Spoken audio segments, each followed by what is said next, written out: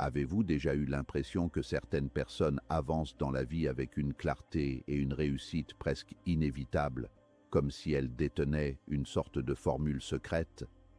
Aujourd'hui, je vais vous révéler ce que Jim Rohn appelait les principes intemporels du succès. Des fondations simples, mais capables de transformer profondément votre vie. Si vous cherchez à créer une existence plus riche, plus équilibrée, plus intentionnelle, alors restez avec moi jusqu'à la fin, car chaque principe que vous entendrez pourrait être celui qui enclenche votre véritable transformation. Le pouvoir des philosophies personnelles. Le pouvoir des philosophies personnelles, comme l'enseignait Jim Rohn, est l'un des piliers les plus fondamentaux du développement humain et pourtant l'un des plus négligés. Beaucoup pensent que leur vie est déterminée par les circonstances, par la chance, par l'économie, par les autres, ou par les événements extérieurs qu'ils ne contrôlent pas. Mais Rohn disait, « Votre philosophie détermine votre vie ». Autrement dit, ce n'est pas ce qui vous arrive qui décide de votre destin, mais la manière dont vous interprétez ce qui vous arrive. Votre philosophie personnelle est ce filtre invisible qui façonne votre perception, vos réactions, vos décisions, et donc vos résultats. Deux personnes peuvent vivre la même situation. L'une y voit un obstacle, l'autre y voit une opportunité. L'une se sent victime, l'autre se sent responsable. L'une se décourage, l'autre se renforce. Ce n'est pas la situation qui change, c'est la philosophie derrière l'œil qui la regarde. Une philosophie de croissance vous permet de voir chaque difficulté comme une leçon, chaque échec comme un feedback, chaque retard comme une préparation. Une philosophie de responsabilité vous pousse à arrêter d'attendre que le monde devienne plus juste, que les gens deviennent plus gentils, que les conditions deviennent plus favorables. Vous comprenez que le pouvoir est déjà en vous. Et c'est là que commence la transformation, car tant que vous croyez que votre vie dépend de facteurs externes, vous restez prisonnier. Mais une fois que vous adoptez une philosophie axée sur le développement, la discipline, la responsabilité, l'apprentissage, l'amélioration constante, alors votre monde intérieur change et votre monde extérieur suit inévitablement.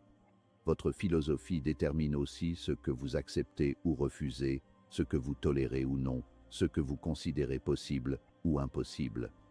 Si vous avez une philosophie de limitation, vous vous auto-saboterez. Si vous avez une philosophie de croissance, vous vous auto-construirez. Ce que vous croyez à propos de vous-même, votre valeur, vos capacités, votre avenir, influence votre attitude et donc vos résultats. Par exemple, si vous croyez que vous n'êtes pas capable de réussir, vous n'essayerez même pas. Si vous croyez que les riches sont mauvais, vous saboterez inconsciemment votre relation avec l'argent. Si vous croyez que les autres ont de la chance, pas moi, vous ne verrez jamais les opportunités présentes sous vos yeux. En revanche, si vous adoptez la croyance profonde que tout est améliorable, que vous pouvez grandir, que vous pouvez apprendre, que vous pouvez devenir la personne capable de réaliser ce que vous souhaitez, alors vous ouvrez la porte à une réalité totalement différente. La philosophie personnelle ne se construit pas en un jour. Elle se façonne à travers les lectures, les conversations, les mentors, les expériences, les réflexions, les choix quotidiens. Elle évolue avec vous. Elle peut être transformée, réécrite, améliorée à tout moment. C'est cela qui est puissant. Vous n'êtes jamais figé. Ce que vous croyez aujourd'hui n'a pas besoin d'être ce que vous croirez demain. Vous pouvez changer votre regard, et en changeant votre regard, vous changez votre vie. Jim Rohn disait, « Ne souhaitez pas que les choses soient plus faciles, souhaitez être meilleur. » Voilà une philosophie qui transforme un individu. Le succès commence toujours dans l'esprit, bien avant d'apparaître dans la vie réelle. Votre monde extérieur n'est que le reflet de votre monde intérieur. Soyez donc très attentif à la philosophie que vous adoptez, car elle devient la fondation sur laquelle reposent toutes vos actions, tous vos choix, toute votre vie. 2. La discipline, l'architecte du succès. La discipline, selon Jim Rohn, n'est pas seulement une habitude, c'est un véritable architecte du succès. un trait de caractère qui construit, pierre après pierre, la version la plus accomplie de vous-même. Rohn disait, « La discipline est le pont entre les objectifs et leur accomplissement. » Cela signifie que sans discipline, même les plus grands rêves ne deviennent que des souhaits. Mais avec la discipline, même les objectifs les plus ambitieux deviennent accessibles. Contrairement à ce que beaucoup pensent, la discipline n'est pas une grande action héroïque accomplie une fois de temps en temps. Ce sont les petites décisions, les micro-actions répétées quotidiennement, qui finissent par créer un impact massif. Lire 10 pages par jour ne semble pas beaucoup, jusqu'à ce que cela fasse plus de 3600 pages par an. Économiser un peu chaque semaine paraît insignifiant, jusqu'à ce que cela crée un capital qui vous donne de nouvelles possibilités. S'entraîner 20 minutes par jour n'est pas spectaculaire, jusqu'à ce que votre énergie, votre santé et votre confiance changent totalement. La discipline, c'est refuser le court terme au profit du long terme. C'est choisir ce qui est juste, pas ce qui est facile. C'est honorer vos engagements même lorsque la motivation disparaît. Parce que c'est justement là que la discipline commence, quand l'envie n'est plus là, mais que l'action continue. Rohn disait aussi, « Nous devons tous souffrir de l'une de deux douleurs, la douleur de la discipline ou la douleur du regret. La première pèse quelques grammes, la seconde pèse des tonnes. La discipline est un entraînement quotidien, un muscle que l'on renforce à travers chaque petit choix.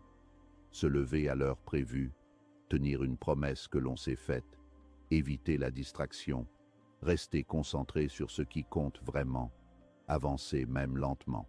Et le plus fascinant, c'est que la discipline crée une spirale positive.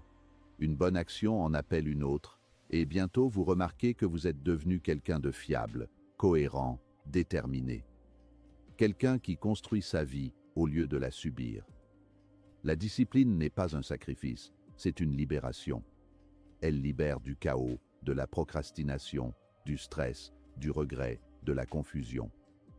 Elle apporte la clarté, la structure, le contrôle, la confiance. La personne disciplinée sait qu'elle peut se faire confiance. Elle sait qu'elle est capable d'avancer, même dans la difficulté. Elle devient une force tranquille. La discipline transforme également votre identité.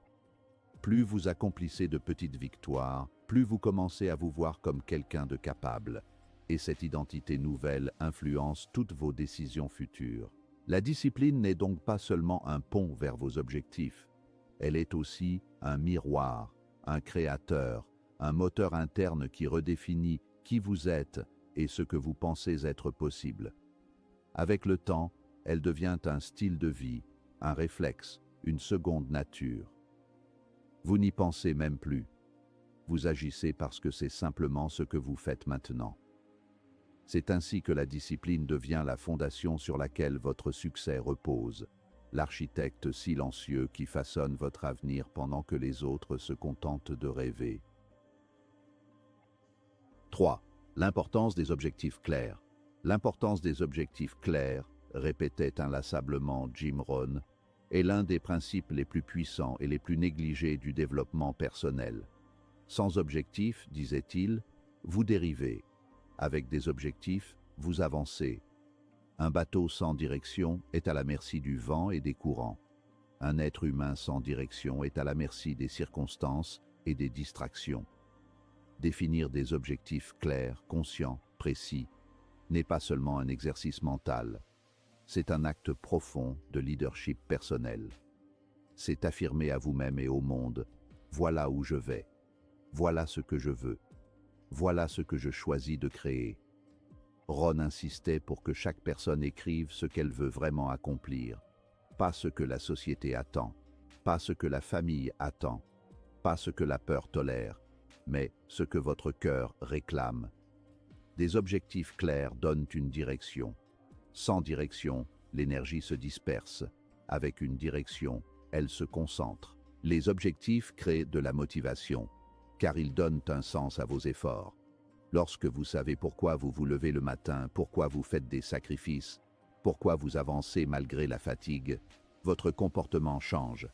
L'esprit humain fonctionne avec des cibles, Donnez-lui une cible, il se mettra en mouvement. Mais donnez-lui une cible vague ou absente, et il tournera en rond. Les objectifs doivent être précis, pas « je veux être riche », mais « je veux gagner X montant d'ici telle date pour telle raison ». Pas « je veux être en forme », mais « je veux perdre X kilos ou courir X distance avant telle échéance ». Pas « je veux être heureux », mais « je veux construire une vie où je fais ceci, ceci et ceci chaque semaine ». Rohn disait, « Quand vous écrivez un objectif, vous commencez à l'attirer vers vous. Le simple fait de clarifier vos objectifs déclenche déjà un changement profond. Pourquoi? Parce que cela organise votre esprit, cela hiérarchise vos priorités, cela élimine ce qui n'est pas important, cela vous aide à dire non à ce qui détourne votre énergie, cela vous offre un plan, une trajectoire, un chemin. Mais les objectifs ne servent pas uniquement à atteindre des résultats. Ils servent à vous transformer en quelqu'un de capable d'atteindre ces résultats. Ce que vous devenez est encore plus important que ce que vous obtenez. Les objectifs vous obligent à développer votre discipline, votre vision, votre courage, votre patience, votre persévérance. Ils vous poussent à sortir de votre zone de confort.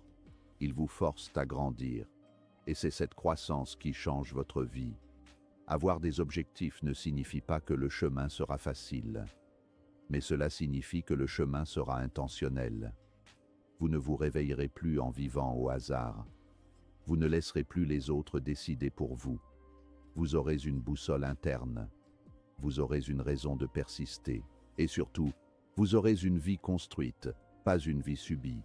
Voilà pourquoi Rohn insistait autant sur l'importance des objectifs, parce qu'ils transforment l'âme, l'esprit, les habitudes, la direction, les résultats. Définissez ce que vous voulez, pourquoi vous le voulez et comment vous allez y arriver. Clarifier vos objectifs n'est pas un simple exercice, c'est un tournant, une fondation, un nouveau départ. 4. Votre cercle, catalyseur ou frein. Votre cercle de relations est l'un des éléments les plus sous-estimés, mais aussi l'un des plus puissants de votre destinée. Jim Rohn disait, « Vous êtes la moyenne des 5 personnes que vous fréquentez le plus ». Cette phrase paraît simple, presque trop simple, jusqu'au jour où vous réalisez à quel point elle est vraie. Sans même vous en rendre compte, votre entourage modèle votre façon de penser, influence vos décisions, façonne vos croyances, nourrit ou éteint vos ambitions. Si vous passez vos journées entourées de personnes qui doutent, critiquent, se plaignent, procrastinent ou vivent constamment dans la peur, vous finirez, même involontairement, par absorber ces mêmes états d'esprit. Le cerveau humain est perméable. Nous imitons, nous absorbons, nous copions. L'énergie des autres devient la vôtre, comme un parfum qui imprègne vos vêtements sans même que vous ayez choisi de le porter. À l'inverse, lorsque vous vous entourez de personnes inspirantes, ambitieuses, disciplinées, bienveillantes, curieuses, créatives, courageuses, quelque chose en vous commence à se transformer. Vous remarquez que leurs conversations sont différentes, leur vision de la vie est plus élevée, leur manière d'affronter les obstacles est plus constructive. Elles ne cherchent pas des excuses, elles cherchent des solutions. Elles ne rabaissent pas, elles encouragent. Elles ne paralysent pas, elles propulsent. Elles vous donnent envie d'être meilleur, plus structuré, plus discipliné, plus audacieux. Leur simple présence agit comme un catalyseur. Elles activent en vous un potentiel que vous ignoriez. Elles vous montrent, non par des discours mais par des exemples vivants, ce que vous pourriez devenir. Pourtant, ce principe demande du courage. Courage de choisir, courage de s'éloigner, courage de dire non. Beaucoup de gens restent prisonniers de leur environnement social par habitude, par loyauté mal placée, par peur de blesser, par crainte de la solitude ou parce qu'ils ne croient pas mériter mieux. Mais il faut comprendre ceci. S'éloigner n'est pas une trahison. S'éloigner n'est pas un jugement. S'éloigner, c'est un acte de survie, un acte d'amour envers soi-même. Vous ne pouvez pas construire une vie de croissance dans un environnement de stagnation. Vous ne pouvez pas nourrir des rêves ambitieux dans une atmosphère qui se complaît dans la médiocrité. Vous ne pouvez pas devenir un chêne si vous passez vos journées au milieu de personnes qui préfèrent rester des graines. Il arrive un moment où vous devez choisir entre votre passé et votre avenir, entre le confort de l'ancien et la promesse du nouveau. Cela signifie faire un audit honnête de votre entourage. Qui vous inspire réellement? Qui vous pousse à penser plus grand? Qui croit en votre potentiel même lorsque vous n'y croyez pas vous-même? Qui vous tire vers le haut? Et à l'inverse, qui vous vide, vous complique, vous ralentit? Qui minimise vos progrès? Qui ridiculise vos ambitions? Qui vous retient par peur ou jalousie? Ces questions peuvent faire mal, mais elles sont nécessaires, car votre avenir dépend littéralement des voix que vous écoutez chaque jour. Jim Rohn avait raison. Vous êtes la moyenne, la synthèse, le reflet des 5 personnes qui occupent le plus votre espace mental et émotionnel. Heureusement, choisir un meilleur cercle ne signifie pas forcément rompre brutalement ou couper tous les liens. Parfois, cela veut simplement dire créer une distance douce mais consciente. D'autres fois, cela signifie consacrer plus de temps à des mentors, des livres, des conférences, des communautés, des personnes qui représentent ce que vous souhaitez devenir. Votre cercle ne doit pas être seulement physique, il peut être intellectuel, spirituel, numérique. Lire un livre d'un grand esprit compte souvent plus que passer 3 heures avec quelqu'un qui ne croit pas en vous. Écouter un mentor peut influencer davantage votre vie que des années passées à fréquenter un entourage toxique. En fin de compte, votre cercle est soit un carburant, soit un frein. Soit il multiplie votre énergie, soit il l'épuise. Soit il renforce votre vision, soit il la détruit. Entourez-vous de personnes qui vous élèvent, qui vous inspirent, qui vous définissent, qui incarnent déjà ce que vous aspirez à devenir. Le secret est simple. Si vous voulez grandir, placez-vous dans un jardin qui nourrit votre croissance. Votre avenir n'est jamais seulement le résultat de vos efforts. Il est aussi le reflet des voix que vous choisissez d'écouter. 5. La croissance personnelle, le plus bel investissement. Selon Jim Rohn, travaillez plus sur vous-même que sur votre travail. Cette phrase pourrait changer une vie entière si chacun la comprenait réellement. Trop de gens passent leur vie à essayer d'améliorer leur situation sans jamais améliorer la personne qu'ils sont. Ils veulent une meilleure carrière, mais sans devenir plus compétents. Ils veulent plus d'argent, mais sans devenir plus précieux. Ils veulent plus d'opportunités, mais sans devenir plus disciplinés. Ils veulent un meilleur avenir sans devenir une meilleure version d'eux-mêmes. Pourtant, la vérité est simple. Votre vie extérieure ne s'élève que lorsque votre vie intérieure s'élève. Vous ne pouvez pas créer à l'extérieur ce que vous ne possédez pas à l'intérieur. La croissance personnelle n'est pas un luxe, ni un concept spirituel vague. C'est un véritable moteur de transformation, un multiplicateur de résultats, un levier de puissance. Chaque livre que vous lisez, chaque réflexion que vous menez, chaque compétence que vous développez, chaque habitude que vous améliorez, chaque discipline que vous renforcez, change littéralement votre trajectoire. La personne que vous êtes aujourd'hui produit les résultats que vous avez aujourd'hui. Si vous devenez plus fort, plus créatif, plus ambitieux, plus calme, plus confiant, plus organisé, vos résultats suivront. Ce n'est pas de la magie, c'est de la mécanique humaine. Le problème, c'est que beaucoup attendent pour se développer. Ils attendent d'avoir du temps, d'avoir de l'argent, d'avoir de la motivation, d'avoir une vie stable, d'avoir un travail différent, d'avoir les conditions parfaites. Mais la croissance personnelle n'attend pas. Elle commence exactement là où vous êtes, avec ce que vous avez, dans les circonstances présentes. Elle commence avec 5 pages de lecture par jour, avec 20 minutes de réflexion, avec un carnet où vous notez vos idées, avec une vidéo éducative plutôt qu'une heure de distraction, avec une habitude à la fois. La croissance personnelle n'exige pas la perfection, elle exige la constance. Elle ne demande pas des efforts gigantesques, mais des efforts répétés. Jim Rohn disait aussi, « Votre niveau de succès dépasse rarement votre niveau de développement personnel. Cela signifie que si vous voulez plus, vous devez devenir plus. Pas demain, Pas un jour. Maintenant. Vous devez investir dans votre mentalité, car elle détermine votre perception du monde.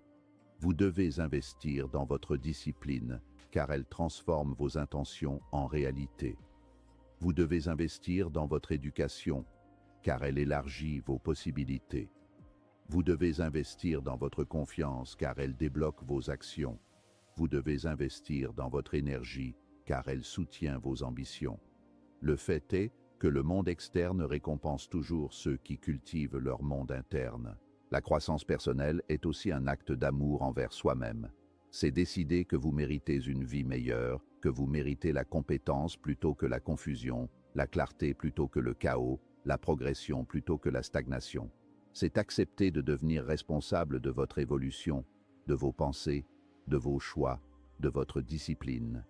C'est comprendre que vous ne pouvez pas compter sur les circonstances, les autres, ou la chance pour construire votre avenir. Le seul investissement qui ne vous trahira jamais, qui ne perdra jamais de valeur, qui continuera à rapporter des bénéfices tout au long de votre vie, c'est l'investissement que vous faites en vous-même. Lire, réfléchir, apprendre, pratiquer, améliorer, voilà les clés. Pas en un jour, mais chaque jour. Votre esprit est comme un muscle. Si vous ne l'entraînez pas, il s'atrophie. Si vous l'entraînez, il se renforce. Si vous l'ignorez, il se limite. Si vous l'honorez, il vous libère. Dans un monde où tout change rapidement, où les opportunités apparaissent et disparaissent, où les défis se multiplient, ceux qui continuent à grandir ne sont jamais dépassés. Ils restent adaptables, résilients, créatifs.